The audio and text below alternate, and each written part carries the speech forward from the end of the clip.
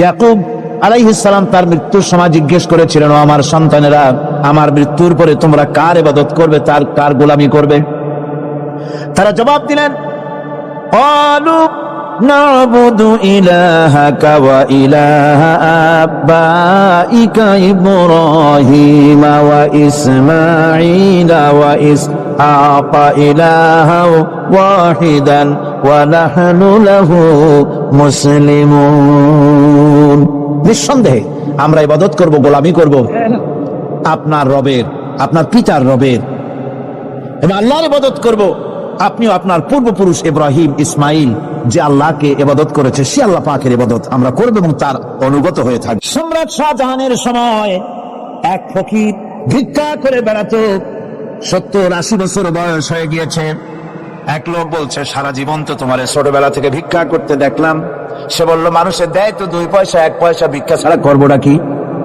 লোকটি বলল, তোমার একটা পরামর্শ দেই, একদিন সম্রাটের কাছে গিয়ে যে দেখো, একবারে যা দেবে খাইয়া কুলাইতে পারবে না। সম্রাট শাহজাহান কোথায় আছে এখন? দেখো গিয়া মসজিদে আছে। লোকটি মসজিদের বাইরে গিয়ে দেখে সম্রাট একা হাত তুলে বসে আছে, চোখ থেকে পানি পড়তেছে দর দর করে, দাড়ি ভিজে জামায় পড়তেছে, বহুক্ষণ দাঁড়িয়ে আছে। এরপরে সম্রাট তার মুনাজাত শেষ করে বেরিয়ে আসছেন। ফকিরের সঙ্গে দেখা। ফকির বলল, আসসালামু আলাইকুম। তিনি বললেন, ওয়ালাইকুম আসসালাম ওয়া রাহমাতুল্লাহ। ফকির রওনা করেছে। বাদশা বলছে, তুমি তো একজন ভিক্ষুক মানুষ বলি মনে হয়, আমার কাছে তো কেউ কিছু না চাইয়া যায় না, তুমি যে কিছু না চেয়েই চলে যাচ্ছ। ভিক্ষুক বলছে, জাহাপানা, সত্যি কিছু চাইতে এসেছিলাম আপনার কাছে, কিন্তু আপনার অবস্থা দেখে আমার জ্ঞানের চোখ খুলে গেছে। আমি দেখতে পেলাম, আমি যে সম্রাটের কাছে ভিক্ষা চাইতে আসলাম, আমি তো শুধু তাকায় আছি, আমি তো কান্দি না, বরং আমি যার কাছে চাইতে এসেছি তিনি আমার চাইতে আরো নগণ্য ভিক্ষুকের মতো হয়ে কার কাছে যেন হাত পেতে চোখের পানি ফেলে কান্দে। মনে মনে ভাবলাম, সম্রাট কান্দে যে সম্রাটের কাছে, ওই আল্লাহ সারা জীবনে কারো কাছে কিছু চাইব না। আল্লাহর কাছে চাওয়ার অভ্যাস করুন, তিনি দিতে পারেন, সবকিছু তার আছে। এই বিশ্বাস মনের ভিতরে জমাতে হবে, তাহলেই সত্যিকারের মুসলমান আমরা হব। আল্লাহ পাক সত্যিকারের গোলাম আমাদেরকে বানাবেন। আমরা বলি আমিন। জান্নাতের মধ্যে একটি প্রবাহমান ঝর্ণা আছে, আল্লাহর বান্দারা সেখান থেকে পান করতে পারবে।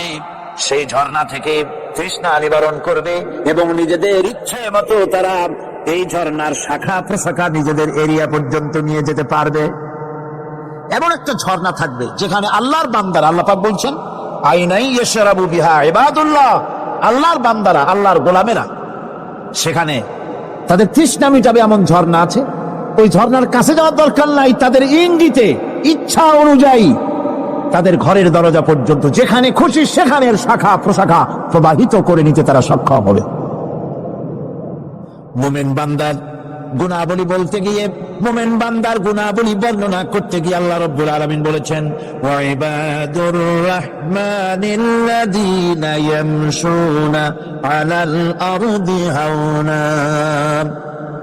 রহমানের বান্দা হলো তারা যারা জমিনের উপরে চলাফেরা করার সময় বিনয়ের সাথে চলাফেরা করে, তারা হচ্ছে রহমানের বান্দা। কার বান্দা? রহমানের বান্দা। আদর করে আল্লাহ বলছেন বান্দা, গোলাম।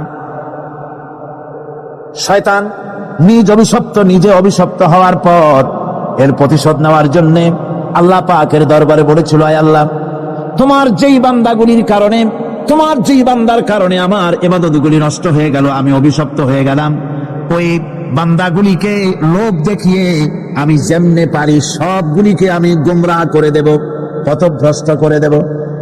আল্লাহ পাকের জবাবে বললেন,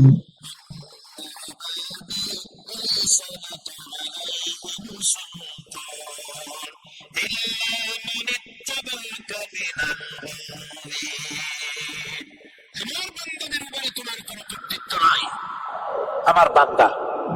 আদর করে আল্লাহ পাক বলছেন, আমার বান্দাদের উপরে তোমার কোনো কর্তৃত্ব নাই। তবে হ্যাঁ, যারা তোমার কথা মান্য করবে তারা অবশ্যই গোমরাহ হয়ে যাবে, পথভ্রষ্ট হয়ে যাবে।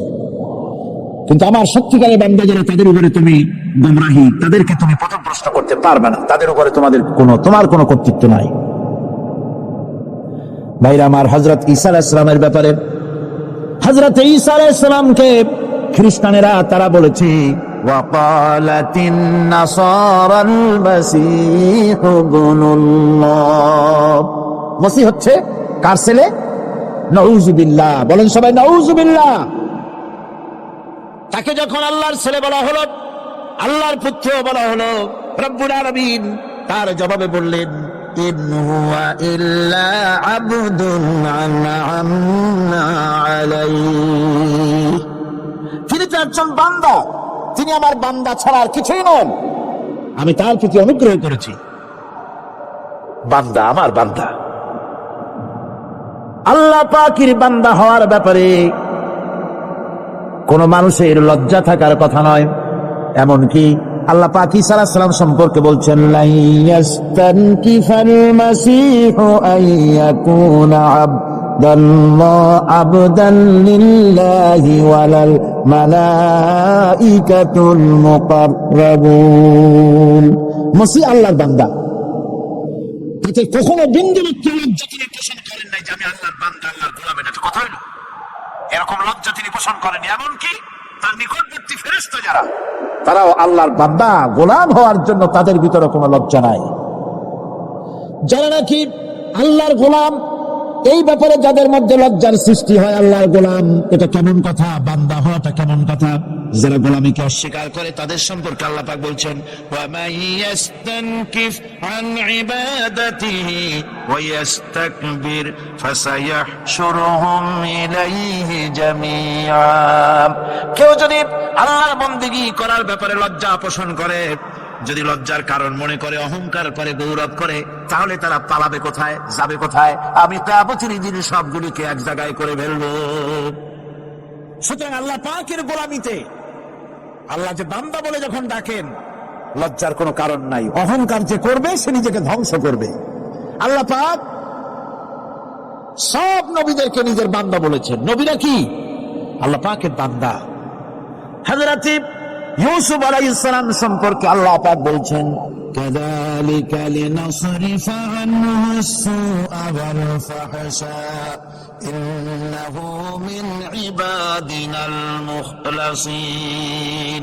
এরূপই ঘটলো যাতে আমি ইউসুফ আলাইহিস সালামকে আমার বান্দা, তাকে আমি নির্লজ্জতা ইত্যাদি থেকে আমি রক্ষা করেছি। নিশ্চয়ই হযরত ইউসুফ ছিল আল্লাহ পাকের বান্দা, আল্লাহ পাকের আব্দ। রাসূল করিম সাল্লাল্লাহু আলাইহি ওয়াসাল্লাম তিনি হচ্ছেন সর্বশ্রেষ্ঠ আল্লাহর পয়গম্বর। তার থেকে শ্রেষ্ঠ নবী আর কি কেউ আছে? জোরে বলেন আছে? তার থেকে মাহবুব, তার থেকে শ্রেষ্ঠ আল্লাহর কাছে আর কেউ নাই। সেই নবীকে আল্লাহ রাব্বুল আলামিন কোরআনে কারীমের ভিতরে তাকে আব্দ বলেছেন। কি বলেছেন? অনেকগুলি আয়াত আছে যে আয়াতের ভিতরে আল্লাহ পাক তার নাম নেন নাই, নবী বলেন নাই, রাসূল বলেন নাই, শুধু বলেছেন আব্দ।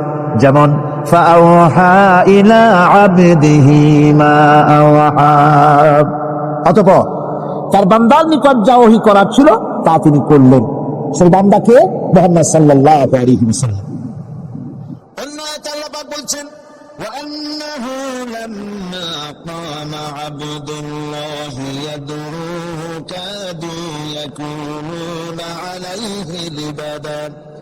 আর এই আল্লাহর বান্দা যখন নামাজ পড়তে দাঁড়িয়ে গেল, আল্লাহকে ডাকার জন্য যখন দাঁড়ালো, তখন লোকেরা তার উপরে ঝাঁপিয়ে পড়লো, ঝাঁপিয়ে পড়ার জন্য প্রস্তুতি গ্রহণ করলো। এখানে আব বলা হয়েছে কাকে? মুহাম্মদ সাল্লাল্লাহু আলাইহি সাল্লামকে। এভাবে করে অন্য এক আয়াতে আল্লাহ পাক তার হাবিবকে আব বলছেন, বান্দা বলতেছেন ইন কুনতুম ফি রাইবিন মিম্মা নাযালনা আলা আবদিনা, আমার বান্দার উপরে যে কিতাব নাযিল করেছি তাতে যদি তোমাদের কোনো সন্দেহ হয়। এই যে আমার বান্দার উপরে, ওই বান্দা কে বলেন সবাই? মুহাম্মদ রাসূলুল্লাহ সাল্লাল্লাহু আলাইহি ওয়াসাল্লাম। অন্য আয়াতে বলা হচ্ছে তাবারাকাল্লাযী নাযালাল ফুরকানা আলা আবদিহি লিয়াকুনা লিল আলামিনা নাযীরা। অতীব বরকতপূর্ণ সেই মহান সত্তা যিনি তার বান্দার উপরে ফুরকান নাযিল করেছেন। কে সেই বান্দা? মুহাম্মদ সাল্লাল্লাহু আলাইহি ওয়াসাল্লাম। মেরাজের ঘটনা বলতে গিয়ে আল্লাহ রাব্বুল আলামিন বলতেছেন সুবহানাল্লাযী আসরা বিআবদিহি লাইলাম মিনাল মাসজিদিল হারাম ইলাল মাসজিদিল আকসা। পবিত্র সেই মহান সত্তা যিনি তার বান্দাকে ইসরা করিয়েছেন। কে সেই বান্দা? মুহাম্মদ রাসূলুল্লাহ সাল্লাল্লাহু আলাইহি ওয়াসাল্লাম। সুতরাং আবদিয়াত, ইবাদত, গোলামি, এটা হচ্ছে মানুষের জীবনের সবচেয়ে বড় মর্যাদাকর খেতাব আল্লাহর পক্ষ থেকে আল্লাহর বান্দা হওয়া। গোলামি পরিপূর্ণরূপে হবে কেবলমাত্র আল্লাহ পাকের। এই গোলামির জন্যই আল্লাহ পাক আমাদেরকে সৃষ্টি করেছেন, অন্য কোনো কাজে আমাদেরকে সৃষ্টি করেন নাই। সেই জন্য আমাদেরকে গোলামি করতে হবে, আনুগত্য করতে হবে কেবলমাত্র কার বলুন তো? এই গোলামি যদি সঠিকভাবে করি, যদি বান্দারা যারা আল্লাহ পাকের বান্দা বলে, গোলাম বলে নিজেদেরকে দাবি করে, যদি সঠিকভাবে ইবাদতটা করা যায়, তাহলে আল্লাহ তাদের জন্য কি ওয়াদা করেছেন শুনুন। দুনিয়ায় তাদেরকে আল্লাহ পুরস্কার দেবেন, আখিরাতেও দেবেন। এটা বন্ধ করুন। দুনিয়া এবং আখিরাতে আল্লাহ পুরস্কার দেবেন। সে পুরস্কারটা কি? দুনিয়ার পুরস্কারটা আগে শোনেন। আল্লাহ পাক বলেন, যারা আমার ইবাদত করবে তাদের ব্যাপারে আমার ওয়াদা শোনো। ওয়াদাল্লাহুল্লাযীনা আমানু ওয়া আমিলুস সালিহাতি লায়াস্তাখলিফান্নাহুম ফিল আরদি কামা ইসতাখলাফাল্লাযীনা মিন ক্বাবলিহিম। তোমাদের মধ্যে যারা ঈমান এনেছে এবং সৎ কাজ করেছে, আল্লাহ রাব্বুল আলামিন তাদের ব্যাপারে আল্লাহর ওয়াদা হচ্ছে, আল্লাহর প্রতিজ্ঞা হচ্ছে, আল্লাহ ওয়াদা করতেছেন তাদেরকে জমিনের উপরে প্রতিষ্ঠিত করবেন। যেমন করে তোমাদের পূর্বপুরুষদেরকে প্রতিষ্ঠিত করা হয়েছিল, ওইভাবে তোমাদেরকে প্রতিষ্ঠিত করা হবে। সুবহানাল্লাহ। প্রতিষ্ঠিত করা হবে মানে রাষ্ট্র ক্ষমতা দেওয়া হবে। কি দেওয়া হবে? যদি গোলাম হও, যদি কি হও? গোলাম। আল্লাহ পাক বলছেন শুধু তাই নয়, আমি আমার দিনকে যারা প্রতিষ্ঠা করবে, আমার গোলামেরা যদি, আমার বান্দারা সঠিকভাবে যদি আমার গোলামি করে, ঈমান আনে, আমলে সালেহ করে, নেক কাজ করে, আমি তাদেরকে রাষ্ট্র প্রতিষ্ঠার সুযোগ করে দেব। আর তাদের জন্য ভীতির পরিবর্তে, সন্ত্রাসের পরিবর্তে শান্তি কায়েম করে দেব। সুবহানাল্লাহ। وَلَيُمَكِّنَنَّ لَهُمْ دِينَهُمُ الَّذِي ارْتَضَىٰ لَهُمْ وَلَيُبَدِّلَنَّهُمْ مِنْ خَوْفِهِمْ أَمْنًا। তাদের দিনকে তারা নিজেদের জন্য যা পছন্দ করেছে, অবশ্যই তিনি তা কায়েম করে দিবেন, এবং সন্ত্রাস আর ভীতির পরিবর্তে আল্লাহ নিরাপত্তা দান করবেন। জোরে কোন সুবহানাল্লাহ। সন্ত্রাস বন্ধ হবে, চুরি, ডাকাতি, জেনা, ব্যভিচার সব বন্ধ হয়ে যাবে। তোমরা ক্ষমতায় থাকবে, তোমরা ডমিনেটেড হবে না, তোমরা ডমিনেট করবে। গোটা পৃথিবীকে শাসন করবে, শাসিত তোমরা হবে না। আর ভীতির পরিবর্তে নিরাপত্তা তোমরা লাভ করবে। কি করলে? ইয়াবুদুনানি লা ইউশরিকুনা বি শাইআ। সুতরাং তারা যেন আমার ইবাদত করে এবং আমার সঙ্গে যেন কাউকে শরীক না করে। আল্লাহ বলছেন, তোমরা যদি আমার সাথে শরীক না করো, ইবাদতের মধ্যে কাউকে যদি শরীক স্থাপন না করো, আর যদি তোমরা আমার ইবাদতটা সলিড ভাবে আমার জন্যই করো, তাহলে রাষ্ট্র ক্ষমতা তোমাদের হাতে আসবে, সন্ত্রাস নির্মূল হবে, শান্তি প্রতিষ্ঠিত হবে। এই হচ্ছে দুনিয়ার পুরস্কার। এটা কিসের পুরস্কার?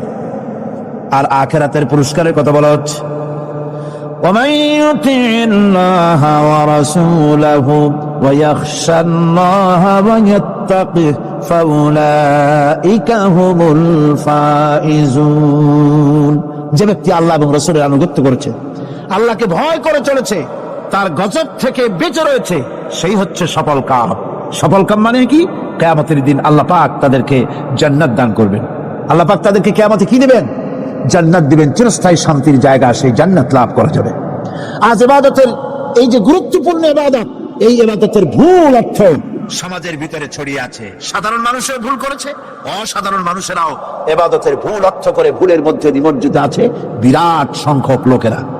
সাধারণ মুসলমানেরা তারা যে ভুলটা করলো ইবাদতের অর্থ করতে গিয়ে, সেটা হলো এই, সাধারণ লোকেরা মনে করলো কয়েকটা অনুষ্ঠানের নাম হচ্ছে ইবাদত, নামাজ, রোজা, হজ, যাকাত, সাদকা, ফিতরা, এর নাম হলো ইবাদত। অনুষ্ঠান শেষে তারা নিজেদেরকে স্বাধীন মনে করলো। তারা আল্লাহ পাকের প্রত্যেকটি আইনের ধারাকে লঙ্ঘন করলো। বছরে একবার রোজা রেখে, বছরে 1 মাস রোজা রেখে মনে করলে ইবাদত শেষ, 5 ওয়াক্ত নামাজ পড়ে মনে করলে ইবাদত শেষ। আমি প্রশ্ন করি, 5 ওয়াক্ত নামাজের নামই যদি হয় ইবাদত, 5 ওয়াক্ত নামাজের নামই ইবাদত, এটাই যদি হয়, তাহলে 5 ওয়াক্ত নামাজ পড়তে সময় লাগে কত? উজু টুজু করে বড় জোর 1-1.5 ঘন্টা সময় লাগে 5 ওয়াক্ত নামাজ পড়তে। তো এর নাম যদি হয় ইবাদত, তার অর্থ কি দাঁড়াবে? অর্থ দাঁড়াবে আপনি 24 ঘন্টার ভিতরে 1 থেকে 1.5 ঘন্টার জন্য আল্লাহর গোলাম, বাকি 22 ঘন্টার জন্য শয়তানের গোলাম হতে কেউ রাজি আছেন? রোজার নামই যদি হয় শুধু ইবাদত, তাহলে তার অর্থ দাঁড়াবে বছরের ভিতরে 1টা মাসের জন্য আপনি আল্লাহর গোলাম, আর 11 মাসের জন্য শয়তানের গোলাম হতে কেউ রাজি আছেন? তাহলে বিষয়টা কি? বিষয়টা হচ্ছে নামাজ, রোজা, হজ, যাকাতি শুধুমাত্র ইবাদত নয়, আনুষ্ঠানিক ইবাদত তো বটেই, কম্পালসারি ইবাদত তো বটেই, কিন্তু শুধুমাত্র নামাজ, রোজা, হজ, যাকাত ইবাদত শুধুমাত্র নয়, এগুলি হচ্ছে ইবাদতের পার্ট, ইবাদতের অংশ। বরং জীবনের সব ক্ষেত্রে আল্লাহর হুকুমকে মানার নামই হচ্ছে, ভাইরা আমার, একদিকে নামাজ রোজা করছি, অন্যদিকে আল্লাহর আইনের প্রতিটি ধারাকে লঙ্ঘন করে চলছে, মিথ্যা ওয়াদা করে, মিথ্যা কথা বলে, সুদ খায়, ঘুষ খায়, জেনা করে, এরপরে অন্যের হক নষ্ট করে, প্রতিবেশীর হক নষ্ট করে, হারাম মাল খায়, হকদারের হক নষ্ট করে, প্রতিবেশীর হক নষ্ট করে, জিন্দা মুর্দা মানুষকে নিজের জন্য শক্তিধর বলে মনে করে, 1 টুকরা রুটির জন্য অথবা 1 ফোঁটা 1 ঘটি পানির জন্য কাফেরের কাছে হাত পেতে দাঁড়ায় থাকে। এই যদি অবস্থা হয়, এটাই যদি হয় ঈমান, আর এটার নামে যদি ইবাদত হয়, তাহলে এই পৃথিবীর মুসলমানের আজ লাঞ্ছিত কেন? আল্লাহর ওয়াদা কি মিথ্যা? নাউযুবিল্লাহি মিন যালিক। আমাদের ইবাদত যদি ঠিক হয়, যদি সত্যিকারের ইবাদত যদি আমরা করে থাকি, তাহলে ক্ষমতায় ইমানদারেরা নাই কেন? বিশ্বজুড়ে মুসলমানেরা লাঞ্ছিত কেন? তাহলে বুঝতে হবে ইবাদতের মধ্যে বিরাট গরমিল করে ফেলেছি, ঠিক কিনা?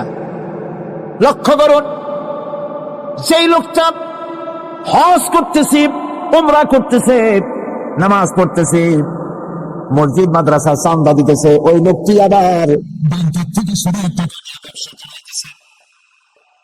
ব্যবসা ঠিক রাখার জন্য, ইনকাম ট্যাক্স ফাঁকি দেওয়ার জন্য ব্যবসায়ীরা 2 ধরনের 3 ধরনের খাতা মেনটেন করছে। কথা ঠিক কিনা? মিথ্যা কথা বলছে, ঘুষ দিতেছে, বেশি করে বিদ্যুতের বিল যাতে না আসে সেজন্য যারা বিদ্যুৎ লাইনে আছে তাদেরকে পয়সা দিয়ে ম্যানেজ করতেছে, ঠিক কিনা? আমি পার্লামেন্টে বলেছি বিদ্যুৎ বাইরের থেকে আনতে হবে না, ঘুরে ঘুরে আবার বিদ্যুতের কথা আসে।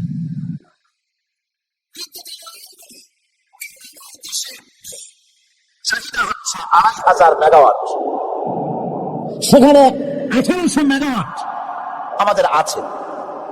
আরেকদিকে 4টা বিদ্যুৎ প্রকল্প বন্ধ হয়ে আছে। ওই 4টি বন্ধ হওয়া প্রকল্প যদি চালু করা যায়, তাহলে 2900 মেগাওয়াট বিদ্যুৎ উৎপাদিত হতে পারে বলে বিশেষজ্ঞরা বলেছেন। তাহলে আমাদের উদ্বৃত্ত 400 মেগাওয়াট থেকে যাবে। এইটাকে বাইরের থেকে আনার কোনো দরকার নাই। বিদ্যুতের অপচয় বন্ধ করুন, বিদ্যুতের চুরি বন্ধ করেন। মিল কল কারখানা যাদের আছে, লক্ষ লক্ষ টাকা বিদ্যুৎ বিল হয়, কিন্তু লাইনম্যানদের সঙ্গে ম্যানেজ করে গভর্নমেন্টকে ফাঁকি দেওয়া হচ্ছে, ঠিক কিনা? তোমার নামাজের দাম কি? তোমার হজের 4 পয়সা দাম নাই। তুমি রাষ্ট্রকে ফাঁকি দিয়েছ, তুমি জনগণকে ফাঁকি দিয়েছ, তুমি দেশের শত্রু।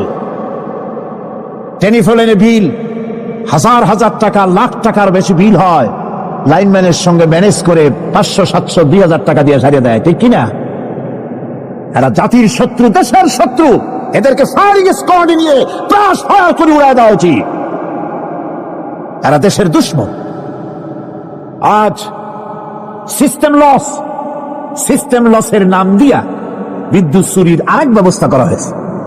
সিস্টেম লস করে ওনারা নিজেরা, আর এর ভোগান্তি জনগণকে করতে হয়। কষাইয়ের মতো ছুরি দিয়া জবাও করে জনগণের কাছ থেকে সিস্টেম লসের চার্জ আদায় করা হয়। আমি পার্লামেন্টে বলেছি, মাননীয় স্পিকার, সিস্টেম লস এই নামটা উঠায় দেন, এই প্রথা বন্ধ করে দিন। বিদ্যুৎ ধার করা লাগবে না, আল্লাহ আমাদের দেশে যথেষ্ট দিছে, কোন জিনিসের অভাব নাই। এখানে গ্যাস আছে, তেল আছে, বিদ্যুৎ আছে, পাট আছে, চা আছে, নাই কি অন্তত 8.5 কোটি টাকার কাগজ গুদামের মধ্যে বন্দী হয়ে আছে। ভারতকে ক্ষতি করার জন্য সে দেশ থেকে কাগজ এনে খবরের কাগজ ছাপানো হচ্ছে, আর 8.5 কোটি টাকার কাগজ নষ্ট হয়ে যাচ্ছে আমার দেশের কাগজ। সুতরাং বলতেছিলাম একথাই বলতেছিলাম যে ঈমান আল্লাহর গোলাম হতে হলে ভুল করে বসেছি ইবাদতের অর্থ করতে, শুধু নামাজ রোজা হজ যাকাত, মাজারে কিছু চান্দা দেওয়া, আগরবাতি মোমবাতি চাদর একটা দিয়া, পীর সাহেবরে 10,000 টাকা চান্দা দিয়া, মুছে তেল মাইখা দাঁত বাইর করে আসে। বেহেশতে তো গেছি, আর দেরি কত? বেহেশতে তুমি যাবা এত সহজ? দেশকে ফাঁকি দিছো, দেশকে ফাঁকি দিয়েছ, জনগণকে ফাঁকি দিয়েছ, নিজের মেয়েকে ফাঁকি দিয়েছে, বিবাহের সময় টাকা পয়সা দিয়া বিবাহ করায় দিল, ব্যবসা ধানি সম্পত্তি বাড়ির সম্পত্তি সব ছেলেদেরকে দিয়ে দিল, মেয়েটারে ফাঁকি দিয়ে দিল, দেয় না এরকম? ফুপুকে ফাঁকি দিল, বোনকে ফাঁকি দিল, এরপরে মোনাজাত করে সবে বরাতে, আল্লাহ আমারে বেহেশত দিও। ফেরেশতারা কয় মর তুই আগে, বেহেশত তোরে কেমনে দেয় ভালো করে দেখাই দেবো। বেটা তুই যাবি বেহেশতে? এত সোজা? ওটা মামু বাড়ির বারান্দা নাকি? এত সহজ নয়। সুতরাং সাধারণ মানুষ মারাত্মক ভুল করেছে এখানে। নামাজ রোজা হজ যাকাত ইবাদত, আর কিছু কি ইবাদত মনে করে নাই? আপনার চাকরি আপনার ইবাদত, চাকরিতে ফাঁকি দেওয়া যাবে না। আপনি সুস্থ মানুষ, মেডিকেল লিভ নিয়ে ওয়াজ মাহফিল অথবা কোনো ইজতিমায় যাওয়া যাবে না, কোনো চেল্লা দিতে যাওয়া যাবে না। মেডিকেল লিভ নিয়ে আপনি সুস্থ মানুষ, কেন আপনি মেডিকেল লিভ নিচ্ছেন? আপনি ফাঁকি দিতে পারবেন না। সরকারি চাকরি করেন, নীল কল কারখানায় চাকরি করেন, ফরজ নামাজ পড়েছেন ভালো কথা, সুন্নাত পড়েছেন ভালো কথা, নফল পড়বেন না। জোহরের নফল পড়া বাদ দিন। যদি আপনি চাকরিজীবী হন, চাকরি করেন, ওটাই ইবাদত। এর নাম ইসলাম, এর নাম ইসলাম। গভর্নমেন্ট যে বেতন দেয় সেই বেতনের উপরে সন্তুষ্ট থাকুন, ঘুষ খাইয়েন না। যদি বেশি বেতন লাগে গভর্নমেন্টের কাছে দাবি জানান যে আমাদের বেতন বাড়ায় দাও। ঘুষ খাবেন কেন? হারাম। জোরে কোন এটা কি? এই ঘুষের টাকা মাজারে দিয়া, পীরেরে দিয়া আল্লাহরে খুশি করবেন, এত সহজ না, এত সহজ না। মা খালাকতুল জিন্না ওয়াল ইনসা ইল্লা লিয়াবুদুন। মানুষ আর জিন জাতিকে আমি সৃষ্টি করেছি আমার গোলামির জন্য। কার গোলামি? ওই গোলামির পূর্ণাঙ্গ নমুনা যদি জানতে চাই, পূর্ণাঙ্গ নমুনা দৃষ্টান্ত লাগবে। কাকে অনুসরণ করব? পূর্ণাঙ্গ ইবাদতের আল্লাহর গোলামির পূর্ণাঙ্গ নমুনার জন্য কোরআনে কারিমে দৃষ্টান্ত সেট করা হয়েছে। হযরত ইব্রাহিম আলাইহিস সালামের আল্লাহ পাক বলেন, ইয ক্বালা লাহু রাব্বুহু আসলিম ক্বালা আসলামতু লিরাব্বিল আলামিন। তার অবস্থা এই ছিল, কার? ইব্রাহিম আলাইহিস সালাম। তার অবস্থা এই ছিল যে তার রব যখন তাকে বললেন আনুগত্যের মস্তককে অবনত করে দাও, তিনি বললেন আমি আমার বিশ্বপালকের সামনে মাথাটা নত করে দিলাম। সুবহানাল্লাহ, কোন শব্দ ছাড়াই মাথা নিচু করে দিলাম। এই পন্থায় তিনি যে পন্থাটা অবলম্বন করেছিলেন, এই পন্থায় চলার জন্য তার সন্তানদেরকেও তিনি হুকুম করেছিলেন। ووصى بها إبراهيم ببنيه ويعقوب يا بني إن الله اصطفى لكم الدين فلا تموتن إلا وأنتم مسلمون। ইয়াকুব এবং ইব্রাহিম আলাইহিস সালাম তার সন্তানদেরকে এই উপদেশ দিয়েছিলেন যে তিনি বলেছিলেন, হে আমার সন্তানেরা, আল্লাহ ছাড়া তোমাদের জন্য আল্লাহ পাক এই দ্বীনকে মনোনীত করেছেন।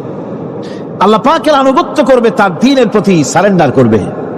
আর খবরদার মুসলমান না হয়ে যেন তোমরা মরে যেও না। মৃত্যু মুসলমান অবস্থায় থাকবে, অর্থাৎ মৃত্যু পর্যন্ত থাকবে কি অবস্থায়? মুসলমান অবস্থায়। أم كنتم شهداء إذ حضر يعقوب الموت إذ قال لبنيه ما تعبدون من بعدي। ইয়াকুব আলাইহিস সালাম তার মৃত্যুর সময় জিজ্ঞেস করেছিলেন, ও আমার সন্তানেরা, আমার মৃত্যুর পরে তোমরা কার ইবাদত করবে, তার কার গোলামি করবে? তারা জবাব দিলেন, قالوا نعبد إلهك وإله آبائك إبراهيم وإسماعيل وإسحاق إلها واحدا ونحن له মুসলিমুন। নিঃসন্দেহে আমরা ইবাদত করব, গোলামি করব আপনার রবের, আপনার পিতার রবের, এবং আল্লাহর ইবাদত করব। আপনিও আপনার পূর্বপুরুষ ইব্রাহিম, ইসমাইল যে আল্লাহকে ইবাদত করেছে, সে আল্লাহ পাকের ইবাদত আমরা করব এবং তার অনুগত হয়ে থাকব। দাসত্ব এবং পূর্ণাঙ্গ দাসত্বের গোলামীর পূর্ণাঙ্গ নমুনা হচ্ছেন হযরত ইব্রাহিম আলাইহিস সালাম। আল্লাহ গোটা জমিন যখন শিরকের অন্ধকারে ডুবে গিয়েছিল, তখন হযরত ইব্রাহিম আলাইহিস সালাম তাওহীদের আলো জ্বালিয়ে দিয়েছিলেন। এই নিবেদিতদের ইমাম হিসেবে আল্লাহ পাক তাকে ঘোষণা দিলেন। কোরআনে কারীম বলছে, وَإِذَ ابْتَلَى إِبْرَاهِيمَ رَبُّهُ بِكَلِمَاتٍ فَأَتَمَّهُنَّ قَالَ إِنِّي جَاعِلُكَ لِلنَّاسِ إِمَامًا। ইব্রাহিমকে তার রব কয়েকটি বাক্য দিয়ে পরীক্ষা করলেন এবং তিনি সেই পরীক্ষাগুলোতে পাস করলেন। তখন আল্লাহ রাব্বুল আলামিন তাকে বললেন যে আমি তোমাকে গোটা বিশ্ব মানবতার জন্য, গোটা বিশ্বের সমস্ত মানুষের জন্য আমি তোমাকে নেতা বানাবো। সুবহানাল্লাহি ওয়া বিহামদিহি। প্রথম পরীক্ষা হলো, গতকাল বলেছি, সে আগুনের পরীক্ষা। সেখানে আল্লাহ পাক তাকে পাস করালেন, তিনি পাস করলেন। দ্বিতীয় পরীক্ষা ছিল বিবি এবং নবজাতক সন্তানকে নিয়ে। আল্লাহ হুকুম করলেন, এই বিবি আর বাচ্চারে নিয়ে মরুভূমিতে রেখে আসো। মরুভূমিতে যেখানে ঘর নাই, বাড়ি নাই, সেই জায়গায় বিবি এবং বাচ্চাকে রেখে যাওয়ার সময় তিনি বললেন, রব্বানা ইন্নী আসকানতু মিন যুররিয়্যাতি বিওয়াদিন গায়রি যী যারইন ইনদা বাইতিকাল মুহাররাম। হে আল্লাহ রাব্বুল আলামিন, আমি পানি এবং তরলতাবিহীন এক মরুভূমির ভিতরে আমার বংশের একটি অংশকে এখানে রেখে গেলাম। তোমার ঘরের কাছে পুনর্বাসিত, আমি তাদের কাছে, এই ঘরের কাছে, সম্মানিত ঘরের কাছে রেখে গেলাম। পরীক্ষায় তিনি পাস করলেন। হযরতে হাজেরা প্রশ্ন করলেন, ইব্রাহিম, পানি নাই, খাবার নাই, মানুষ নাই, ঘর নাই, বাড়ি নাই, মরুভূমির ভিতরে আমাকে আর আমার বাচ্চারে ফেলে রেখে যাচ্ছ কেন? কোনো জবাব নাই। 2 বার 3 বার প্রশ্ন করলেন। এরপরে তিনি আবার প্রশ্ন করলেন, বললেন, ইব্রাহিম, এটা কি আল্লাহর হুকুম নাকি? হযরত ইব্রাহিম আলাইহিস সালাম নিজের কলিজার টুকরা সন্তান আর বিবিকে রেখে যেতেছেন ভারাক্রান্ত মন নিয়ে। তিনি আকাশের দিকে আঙ্গুল উঁচু করে দেখালেন। হযরত হাজেরা বুঝলেন ইনি তো আল্লাহর পয়গম্বর, আমার কোন অপরাধে এভাবে ফেলে যাওয়ার কথা নয়। তিনি বুঝলেন এটা আল্লাহর হুকুম। হযরতে হাজেরা বললেন, ইব্রাহিম রে, নিশ্চিন্ত মনে বাড়ি ফিরে যাও, আমার মনে কোনো চিন্তা নাই, কোনো পেরেশানি আর এখন নাই। আল্লাহর হুকুমে যদি আমাকে মরুভূমির ভিতরে ফেলে যেয়ে থাকো, তাহলে আমি ওই আল্লাহর প্রতি এতটা ভরসা রাখি যে এই মরুভূমির ভিতরে জল, পানি শূন্য, খাদ্য শূন্য জায়গায় আমি আমার বাচ্চাকে আল্লাহ রাব্বুল আলামিন না খাওয়াইয়া মারবেন না। দ্বিতীয় পরীক্ষায় পাস করল। 3 নম্বরে পরীক্ষা হলো, সন্তান বড় হয়ে গেছে, বুদ্ধি হয়েছে, দৌড়াতে পারে। আল্লাহ রাব্বুল আলামিন হুকুম করলেন, ছেলেকে জবাহ করো। কত বড় আগুনের পরীক্ষা! কোরআন শরীফ বলছে, হযরত ইব্রাহিম আলাইহিস সালাম নিজের ছেলেকে ডেকে নিয়ে বললেন, ইয়া বুনাইয়া ইন্নী আরা ফিল মানামি আন্নী আযবাহুক ফানজুর মাযা তারা। হে আমার কলিজার টুকরা সন্তান, আমি স্বপ্নে দেখেছি যেন আমি তোমাকে জবাহ করতেছি। তোমার রায় কি, তোমার মত কি, আমারে শোনাও।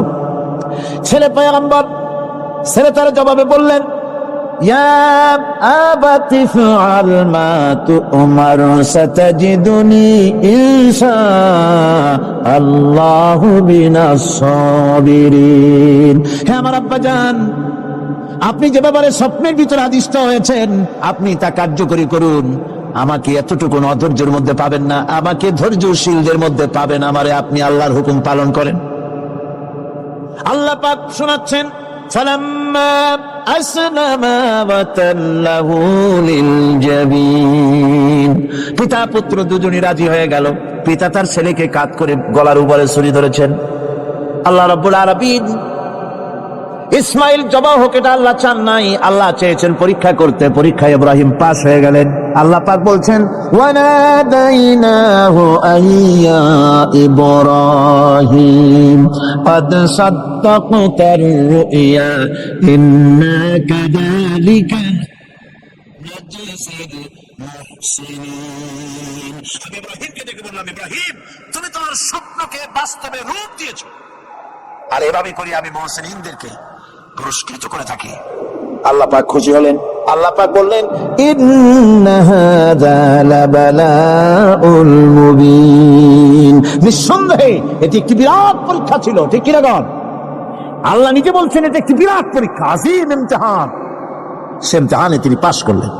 পরীক্ষায় উত্তীর্ণ হওয়ার জন্য রব্বুল আলামিন পুরস্কার দিয়ে দিলেন। আল্লাহ পাক বললেন সালামুন আলা ইব্রাহিম। পড়েন সবাই, সালামুন আলা ইব্রাহিম। ইব্রাহিমের প্রতি আল্লাহ পাক বললেন ইব্রাহিমের প্রতি সালাম রইল। সুবহানাল্লাহি ওয়া বিহামদিহি। ইবাদত এর আনুগত্যের এই উৎকৃষ্ট দৃষ্টান্ত স্থাপনের পর আল্লাহ পাক তার গোটা বিশ্বের মুসলমানদেরকে কিয়ামত পর্যন্ত ইব্রাহিম আলাইহিস সালামকে জাতির পিতা বানায়া দিলে। সুবহানাল্লাহ, কইতে ইচ্ছা করে না? এরকম পরীক্ষা কোন পিতারা দিতে পারছে নাকি? গোটা বিশ্বের সমস্ত মানব মণ্ডলীর জন্য আল্লাহ পাক ইব্রাহিম আলাইহিস সালামকে কিয়ামত পর্যন্ত জাতির পিতা হিসাবে ঘোষণা করেছেন। সুবহানাল্লাহ। মিল্লাতা আবিকুম ইব্রাহিম ওয়া সাম্মাকুমুল মুসলিমিন। তোমরা তোমাদের পিতা ইব্রাহিমের মিল্লাতের উপর প্রতিষ্ঠিত হও। আল্লাহ পাক বলছেন তোমাদের পিতা ইব্রাহিমের মিল্লাতের উপর প্রতিষ্ঠিত হও, আর আল্লাহই তোমাদের নাম রেখেছে মুসলমান। তোমরা হচ্ছে মুসলমান। আমাদের পরিচয়, ওই যে পরিচয়ের কথা আগে হয়ে গেছে, আমাদের পরিচয় আমরা মুসলমান। আমাদের পরিচয় কি? মুসলমান। এটা প্রথম পরিচয়। ইবাদতের পূর্ণাঙ্গ মাপকাঠি হিসেবে আল্লাহ পাক হযরত ইব্রাহিম আলাইহিস সালামকে দুনিয়াবাসীর সামনে পেশ করেছেন। কোরআন বলছে ইহুদি এবং খ্রিস্টানেরা মুসলমানদেরকে বিভ্রান্ত করতে চায়। তারা বলে ওয়াকালু কুনু হুদান আও নাসারা তাহতাদু কুল বাল মিল্লাতা ইব্রাহিম হানিফা ওয়া মা কানা মিনাল মুশরিকিন। ইহুদিরা বলে ইহুদি হও তবেই তোমরা সঠিক পথ পাবা, খ্রিস্টানেরা বলে খ্রিস্টান হও তবেই তোমরা সঠিক পথ প্রাপ্ত হবে। আল্লাহ পাক বলছেন এদের সকলকে বলে দাও বরং তোমরা সব পরিত্যাগ করে মিল্লাতে ইব্রাহিমের ভিতরে শামিল হয়ে যাও। এটাই মুক্তির পথ, এটাই নাজাতের পথ, এটাই আল্লাহর পথ। সুবহানাল্লাহি ওয়া বিহামদিহি। এমনকি রাসূল করিম সাল্লাল্লাহু আলাইহি ওয়াসাল্লামকে আল্লাহ পাক বলেছেন আনিত্তাবি মিল্লাতা ইব্রাহিম হানিফা, চারদিক থেকে মুখ ফিরিয়ে এনে মিল্লাতে ইব্রাহিমের ভিতরে শামিল হয়ে যাও, তারই অনুসরণ করো। রাসূল করিম সাল্লাল্লাহু আলাইহি ওয়াসাল্লাম ইবাদত বা আনুগত্যের সর্বোৎকৃষ্ট নমুনা হওয়ার কারণে ইব্রাহিম আলাইহিস সালাম সম্পর্কে হুজুর বলেছেন ইন্না ইব্রাহিমা খায়রুল বারিয়া, রাওয়াহু মুসলিম। হুজুর সাল্লাল্লাহু আলাইহি ওয়াসাল্লাম বলেছেন ইব্রাহিম হচ্ছেন জগতের সর্বোত্তম ব্যক্তি। সুবহানাল্লাহ। সুতরাং আমাদেরকে ইবাদতের নমুনা হিসেবে ইব্রাহিম আলাইহিস সালামকেও মানদণ্ড হিসেবে দেখতে হবে যে কিভাবে তিনি সারেন্ডার করেছিলেন আল্লাহ পাকের দরবারে। এখন আমি আপনাদের সামনে বলতে চাই মানুষের জীবনে সবচাইতে বড় দুটি চাহিদা আছে, একটা হচ্ছে খাদ্য আর একটা হচ্ছে নিরাপত্তা। একটা খাদ্য আর একটা কি? নিরাপত্তা। পেট ভরে খাইতে চাই আর চোর ডাকাতের উপদ্রব থেকে নিরাপত্তা পেতে চায়। আইন শৃঙ্খলা পরিস্থিতির উপরে যখন পার্লামেন্টে আলোচনা হচ্ছিল আমি তখন বলেছি মাননীয় স্পিকার, আমার দেশের সাধারণ ভোটারদের বড় কোনো আশা আকাঙ্ক্ষা নাই। তারা কোনোদিন বলে না যে আমাদের গুলশানে বাড়ি দিতে হবে, সেখানে আমাদেরকে মঙ্গল গ্রহে অফিস বানাই দিতে হবে, পাঁচেরও গাড়ি দিতে হবে, এগুলি তারা দাবি করে না। সারা ভোট দেয়, কষ্ট করে, মিছিল করে। এই সাধারণ জনগণের দাবি হচ্ছে মিনিমাম দাবি, খুবই কম। তাদের দাবি হলো মোটা সুতার কাপড় চাই ইজ্জত ঢাকার জন্য, পেট ভরে খেতে চাই, পোলাও কোরমা বিরিয়ানির দরকার নাই, আর আশ্রয়ের জন্য ছোট্ট একটু ঘর চাই, চোর ডাকাতের উপদ্রব থেকে নিরাপত্তা চাই। কথা ঠিক কিনা? আমি বললাম, স্পিকার সাহেব, আজ পর্যন্ত যতগুলি গভর্নমেন্ট এসেছে বাংলাদেশে, প্রত্যেকটি গভর্নমেন্ট আমার দেশের জনগণের এই ন্যূনতম দাবি, আশা পূরণ করতে ব্যর্থতার পরিচয় দিয়েছে। কেউ পারে নাই, যারাই গেছে তারাই তাদের নিজেদের আখের গোছাবার চেষ্টা করেছেন। সব নিজেকে নিয়ে ব্যস্ত, নিজের লোক তৈরি নিয়ে ব্যস্ত, জনগণ নিয়ে চিন্তা নাই। মানুষের চাহিদা হচ্ছে খাদ্য আর নিরাপত্তা। আমরা কি খাদ্য আর নিরাপত্তা সত্যি কি চাই? চাই। খাদ্য যদি চাই ক্ষুধার সময়, নিরাপত্তা যদি চাই ভীতির সময়, আল্লাহ রাব্বুল আলামিন বলেন কোন গভর্নমেন্ট দিতে পারবে না, দুনিয়ায় কেউ দিতে পারে নাই, পারবেও না। ক্ষুধার সময় যদি খাদ্য চাও, ভীতির সময় যদি নিরাপত্তা লাভ করতে চাও, তাহলে ফালিয়াবুদু রাব্ব হাযাল বাইত, এই ঘরের মালিকের ইবাদত করুন। কোন ঘর? কাবা ঘর। বলেন কোন ঘর? কাবা ঘর। কাবা শরীফের মালিকের ইবাদত করে। তাহলে কি হবে? আল্লাযী আত'আমাহুম মিন জু'ই ওয়া আমানাহুম মিন খাউফ। এই ঘরের মালিকের ইবাদত যদি করো, তাহলে ক্ষুধার সময় তিনি তোমাদেরকে খেতে দিবেন, আর ভীতির সময় তিনি তোমাদের নিরাপত্তা দান করবেন। হে ওয়াদা কার? চিল্লায় বলেন ওয়াদা কার? আল্লাহ পাকের ওয়াদা বিশ্বাস হলো না, তেমনি পোড়া কপালের মুসলমান। নির্বাচন যখন আসলো, সলিমউদ্দিন সাহেব আসতেন মঞ্চের উপরে, পরিচয় করানো হচ্ছে। এত আপনারা যার বক্তৃতা শোনার জন্য দ্বিপ্রহরের রৌদ্রে কষ্ট করতেছিলেন, এখন সেই সংগ্রামী জননায়ক, বিপ্লবী সন্তান, তিনি এখন আপনাদের সামনে আমি আবার বোতল মার্কা বাক্স নিয়ে দাঁড়াইছি, আমার সকলে মিলে ভোট দেন।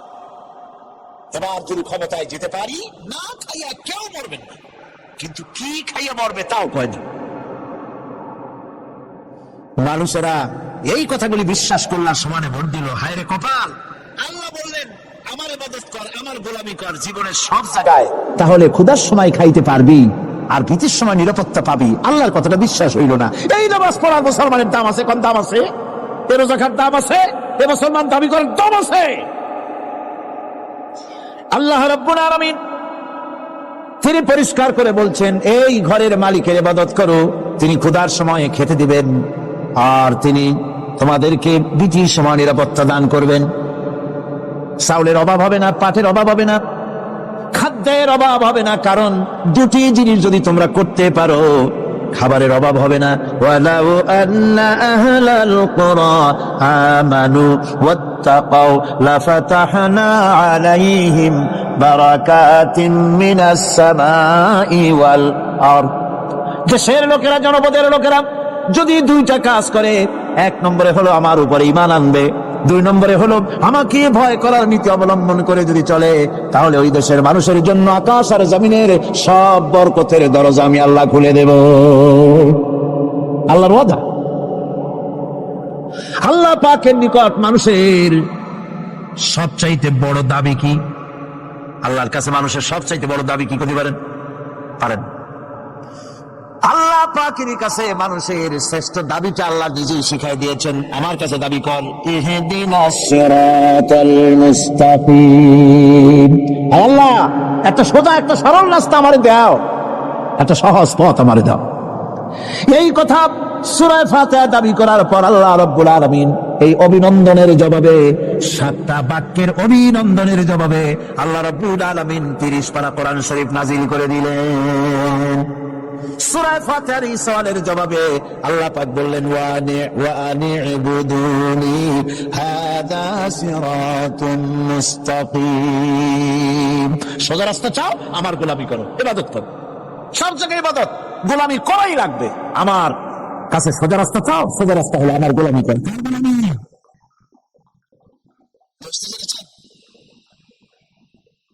আস্তে থেকে যাবেন, আপনার আস্তে জীবন দেবেন। বেহেশতে যেতে চান, সুবহানাল্লাহ, এমন কোনো মানুষ আছে নাকি যে বেঁচে যেতে চায় না, বোধ করে যেতে চায়? সবাই, আমরা সবাই বেহেশতের আশা করি, ঠিক কিনা? আল্লাহ রাব্বুল আলামিন বলেন, বেহেশতে যদি যেতে চাও তাহলেও ইবাদত করা লাগবে, ইবাদত ছাড়া জান্নাতে যাওয়া যাবে না। ফাদখুলি ফি ইবাদি ওয়াদখুলি জান্নাতি। সর্বপ্রথম আমার বান্দার মধ্যে দাখিল হয়ে যা, আমার গোলামীর মধ্যে দাখিল হয়, আমার গোলাম হয়, এরপরে আমার জান্নাতে চলে যা। আগে গোলাম হবি, তারপরে কোথায় যাবি? জান্নাতে যাবি। আগে গোলাম হ, আগে গোলামীর খাতায় নাম লেখা, আগে সত্যিকারের আমার বান্দা হ, গোলাম, এরপরে জান্নাতে যাওয়া যাবে। জান্নাতে যাইয়া আল্লাহর সাথে কি দেখা করতে চাই? আল্লাহর সাথে দেখা করতে চাই। আল্লাহ রাব্বুল আলামিন বলেন, ফামান কানা ইয়ারজু লিকা রাব্বিহি ফালইআমাল আমালান সালিহান ওয়া লা ইউশরিক বিইবাদাতি রাব্বিহি আহাদা। তোমাদের মধ্যে যদি কেউ আল্লাহর সঙ্গে, তার রবের সঙ্গে যদি কেউ দেখা করতে চায়, তাহলে সে যেন ভালো ভালো কাজ করে, নেক কাজ করে, আর তোমার রবের সাথে অর্থাৎ আল্লাহ রাব্বুল আলামিনের সাথে ইবাদতের মধ্যে যেন কাউকে শরীক না করে। শিরক যদি না করো, খাঁটি গোলাম, খাঁটি বান্দায় যদি পরিণত হতে পারো, কিয়ামতের দিন আল্লাহ রাব্বুল আলামিনের সঙ্গে দিদার নসিব হয়ে যাবে। এই গোলামি করব কতদিন? কতদিন গোলামি করব? এই প্রশ্নের জবাবে আল্লাহ রাব্বুল আলামিন কোরআনে কারীমের মধ্যে জবাব দিয়ে দিয়েছেন, ওয়াবুদ রাব্বাকা হাত্তা ইয়াতিয়াকাল ইয়াকিন। মৃত্যু পর্যন্ত, যতক্ষণ না নাক দিয়ে শেষ প্রশ্বাসটি, নিঃশ্বাসটি বেরিয়ে যাচ্ছে, ততক্ষণ পর্যন্ত আনুগত্য, গোলামি শব্দ হবে কার? জোরে চিল্লা এখন কার? এই গোলামি জীবনের সব ক্ষেত্রে করতে পারলে আমরা মুসলমান, আর করতে না পারলে মুসলমান নামে মুনাফিক। না পারলে কি? মুনাফিক। বন্ধুগণ, ইয়াকা নাবুদু পর্যন্ত বলে ওয়া ইয়াকা নাস্তাইনের কথাটা শোনাচ্ছি।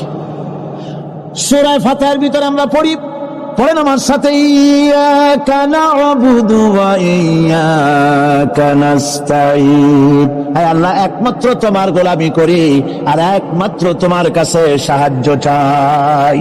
তুমি ছাড়া কারো কাছে সাহায্য? এটা কি ঠিক? এটা কি আমাদের মনের কথা, ঈমানের কথা?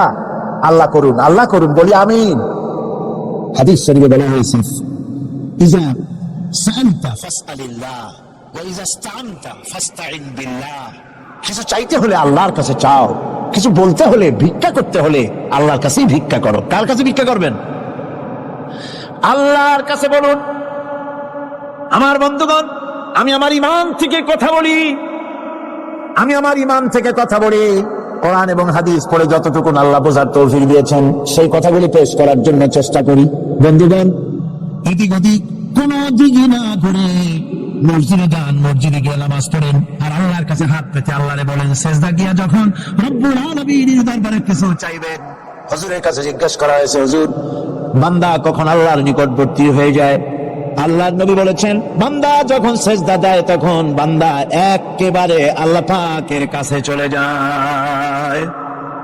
আল্লাহর কাছে চান, যা দরকার, ছেলে নাই, মেয়ে নাই, বউ নাই, অথবা চাকরি নাই, প্রমোশন চাই, ব্যবসায় উন্নতি চাই, যা দরকার কাকে বলবেন?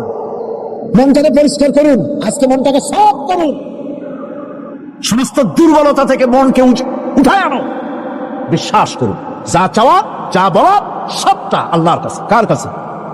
আমি তার গোলাম। আমি কার গোলাম? আল্লাহ ছাড়া কারো কাছে আমার অভিযোগ তুলবো না, সবটা বলবো আল্লাহর কাছে। বলে দেখেন, বলে দেখেন আল্লাহ পাক কিভাবে আপনাকে সাহায্য করেন। সুবহানাল্লাহ। ভাইরা আমার, আল্লাহ রাব্বুল আলামিন রাসূল করিম সাল্লাল্লাহু আলাইহি ওয়াসাল্লামকে বলেছেন, ফাইদা ফারাগতা ফানসাব ওয়া ইলা রাব্বিকা ফারগাব।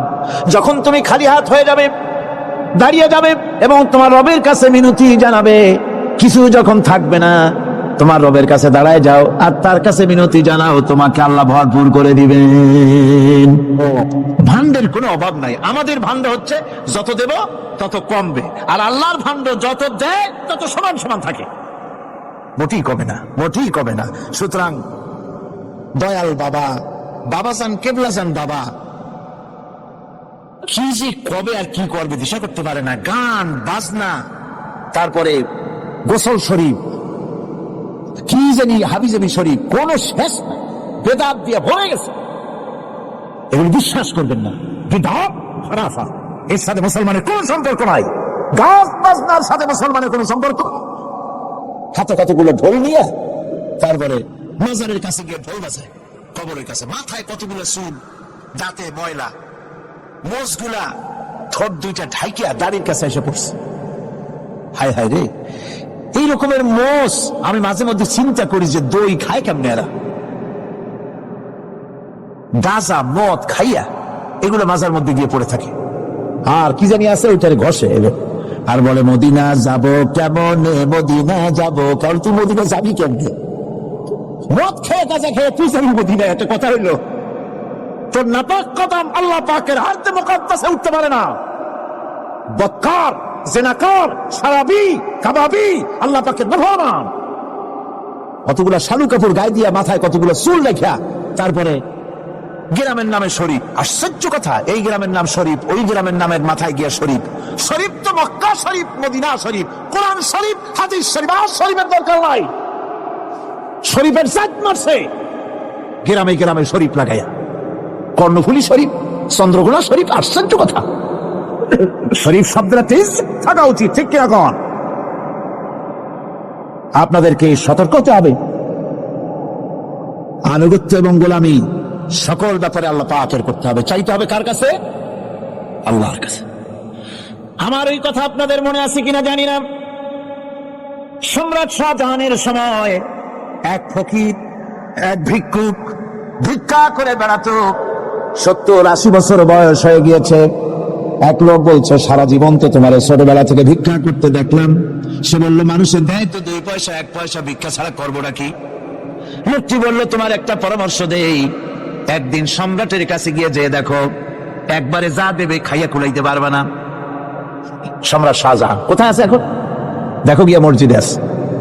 লোকটি মসজিদের বাইরে গিয়ে দেখে সম্রাট একা হাত তুলে বসে আছে, চোখ থেকে পানি পড়তেছে দর দর করে, দাড়ি ভিজে জামায় পড়তেছে, বহুক্ষণ দাঁড়িয়ে আছে।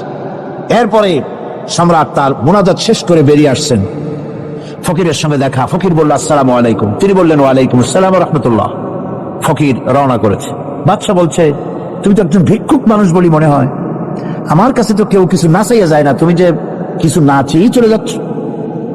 ভিক্ষুক বলছে, জাহাপানা, সত্যি কিছু চাইতে এসেছিলাম আপনার কাছে, কিন্তু আপনার অবস্থা দেখে আমার জ্ঞানের চোখ খুলে গেছে। আমি দেখতে পেলাম, আমি যে সম্রাটের কাছে ভিক্ষা চাইতে আসলাম, আমি তো শুধু তাকায় আছি, আমি তো কান্দি না, বরং আমি যার কাছে চাইতে এসেছি তিনি আমার চাইতে আরো নগণ্য ভিক্ষুকের মতো হয়ে তার কাছে যেন হাত পেতে চোখের পানি ফেলে কান্দে। মনে মনে ভাবলাম, সম্রাট কান্দে যে সম্রাটের কাছে, ওই আল্লাহ ছাড়া জীবনে কারো কাছে কিছু চাইব না। আল্লাহর কাছে চাওয়ার অভ্যাস করুন, তিনি দিতে পারেন। সবকিছু তার আছে, এই বিশ্বাস ভিতরে জমাতে হবে, তাহলে সত্যিকারের মুসলমান আমরা হব।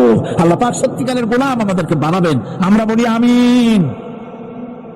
আজকে আমি বেশি কথা বলবো না, কারণ আজকে হলো পবিত্র এক রাত। অনেকে রোজা রেখেছেন, আবার সারা রাত অনেকে ইবাদত করবেন। সুতরাং সেই পথে আমি আর অন্তরায় সৃষ্টি করতে চাই না। আজকের মতো ইয়াকা নাবুদু ওয়া ইয়াকা নাস্তাইন আজকের মতো শেষ করা হলো। 2 দিন ধরে ইয়াকা নাবুদের উপরে, ইবাদতের উপরে 2 দিনে যে আলোচনা করলাম, আল্লাহ করালেন। আমি আশা করি ইবাদতের একটা ক্লিয়ার কনসেপশন আপনাদের তৈরি হওয়ার কথা ইনশাআল্লাহ। হয়েছে কিনা? আল্লাহ পাক কবুল করুন, জোরে বলে আমিন। আমি যা বুঝাতে চেষ্টা করেছি কোরআন দিয়ে, আল্লাহর কোরআনকে কোরআন দিয়ে বুঝাতে চেষ্টা করেছি, ঠিক কিনা? আল্লাহ পাক আমাদেরকে কবুল করুন, আমরা যেন ইবাদত বুঝি, জোরে বলেন আমিন।